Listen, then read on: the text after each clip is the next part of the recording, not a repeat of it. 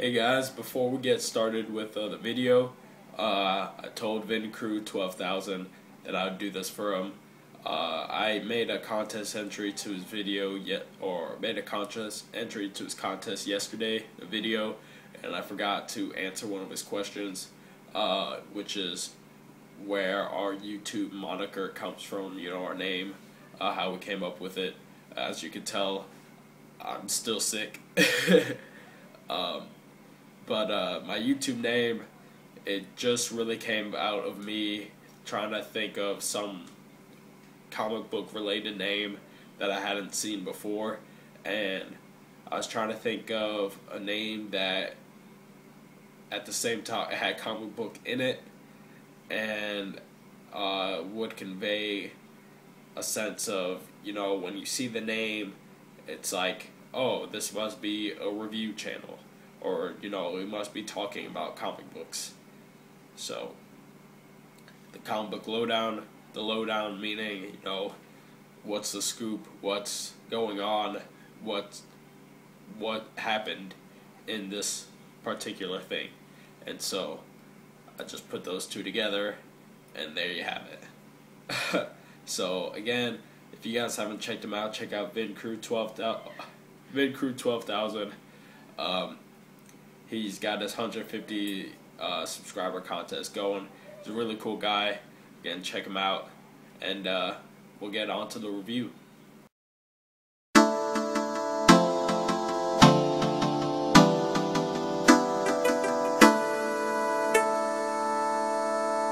Hey guys, welcome back to the Comic Book Lowdown. I'm Wellington, coming at you guys with a trade review on. I just finished reading it, and I've just got to talk about it. The Amazing Spider-Man, Kraven's Last Hunt. Awesome cover, by the way. This is from 1989, written by DeMatties and art by Mike Zeck. And I think the colors are by Bob. Oh, inker is Bob McLeod. And if you skipped over the first part of the video, I'm sick still. You can tell, but not gonna stop me on this video. Anyways, Kraven's Last Hunt, said to be the greatest, or at least one of the greatest Spider-Man stories. I could definitely see one of the greatest. In my opinion, I've read ones that I've liked better, but this one is definitely this is different from other Spider-Man stories. The one that comes to mind right away that I kind of challenge with this one is Maximum Carnage, but there's differences. With Maximum Carnage, you get that instant satisfaction, and instant, everything is, your feeling is instant.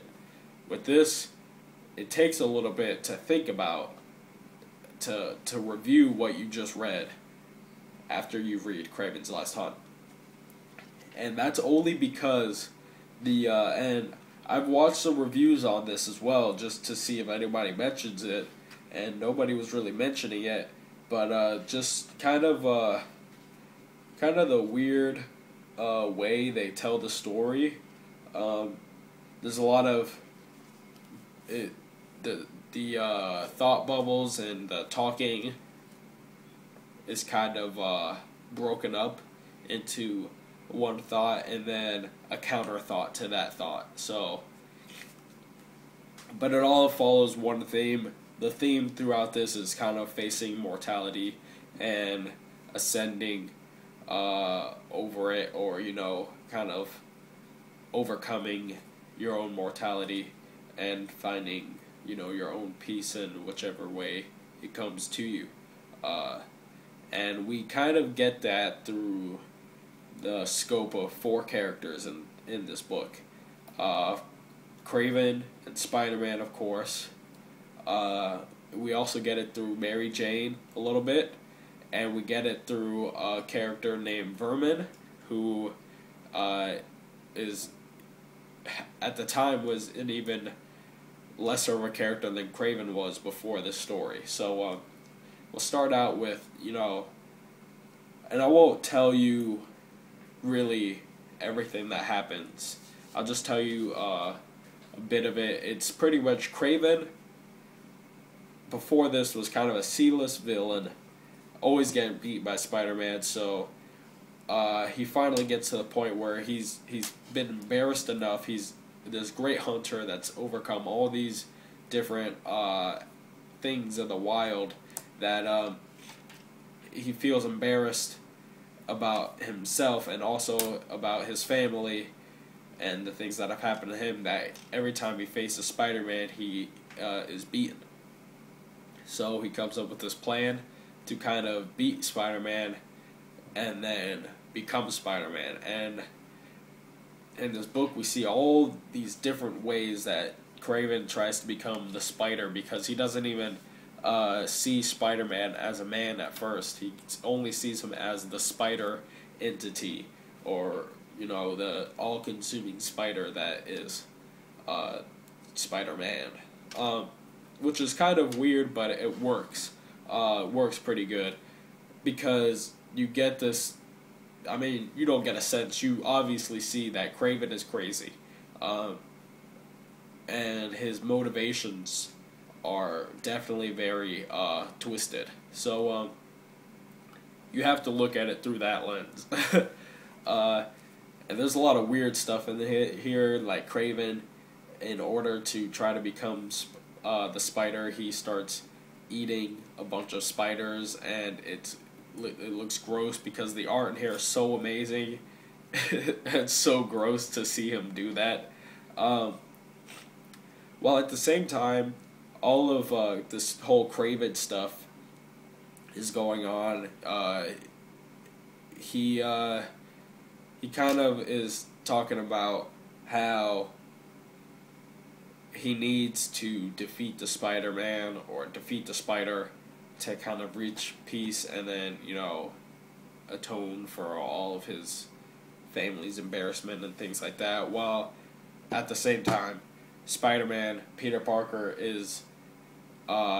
has death on his mind a lot. He's been thinking about death a lot because close friend of his, Ned Leeds, had died recently at this point, and kind of even a small time crook named Joe Face had died, and somebody that Spider-Man would often put in lockdown, lock him up. He's got death on his mind so much because all these people he's encountered have been dying, that he goes to this kind of makeshift funeral that these kind of thugs are having for this Joe Face character, and gives money to their cause, because he realizes that behind everybody is a man, as well as he is, and he could die anytime. He could be the next one to die, or Aunt May, or Mary Jane, and he feels he's definitely feeling his own mortality at this point. So then we get into some of the stuff with the encounter of Kraven and Spider-Man, and it gets to the point where Kraven does something to Spider-Man which incapacitates him for a period, where Kraven then dons the mantle of Spider-Man. And this is the black suit Spider-Man. Everything in this book is dark. I heard I was listening to Ghost Critic, a review he did on this, and he definitely he hit the nail on the head with he said it was kind of post-Watchmen-y. This is definitely a darker Spider-Man story, which is great. I love it. But anyways, Kraven takes the mantle of Spider-Man, and in Kraven's mind, the only way to defeat Spider-Man is not just by defeating him alone, but then proving himself better. And that's where there's work being done upstairs. Try to speak louder. That's where the character Vermin comes in, and Vermin had defeated, or not defeated, but had given Spider-Man trouble in the past, and it took Captain America and Spider-Man to defeat Vermin. So Kraven believes that if he can defeat Vermin by himself as Spider-Man, that he will prove himself the better Spider-Man.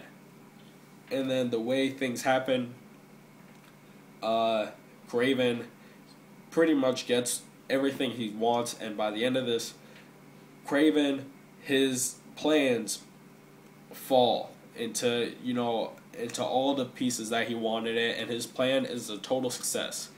And Spider-Man just does not understand. And it's weird how Kraven turns in this, and he proves it to be his last hunt in a way that is just like crazy. When I saw it, and I was like, that is big time, especially in 1989. Well, I mean, maybe not especially in 1989, but it's definitely just big time, the way they kind of did what they did. I won't say anything else from there. And then kind of everybody meets their way in this book, kind of overcomes their obstacles.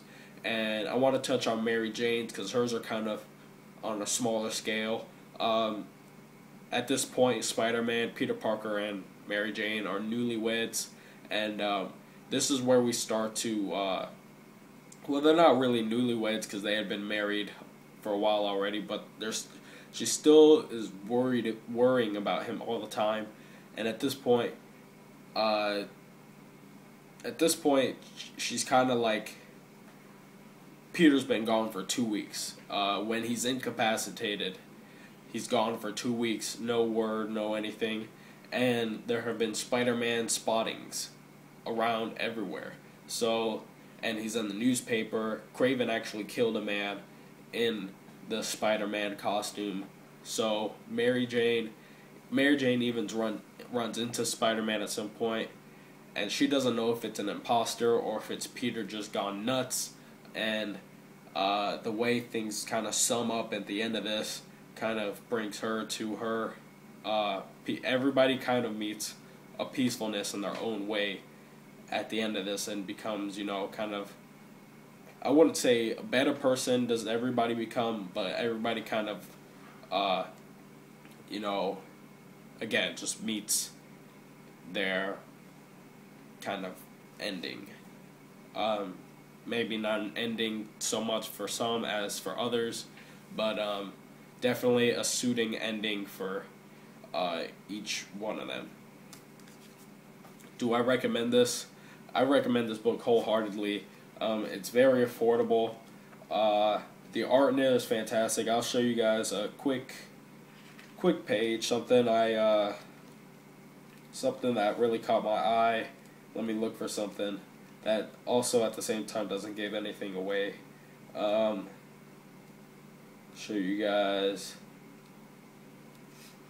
Here we go. This is the kind of art we're talking about here. This is Kraven as Spider-Man. So, the art is definitely really good. Yeah. That's pretty much all I can say about this without going into too much detail. Quick little review for you guys. Just trying to get you guys to check out the book. Yep, that's it for me, guys. Yeah, I'm trying to see if anything else is to say, but there got nothing else. So I'm Wellington signing off on the Comic Book Lowdown. And I'll see you guys next time.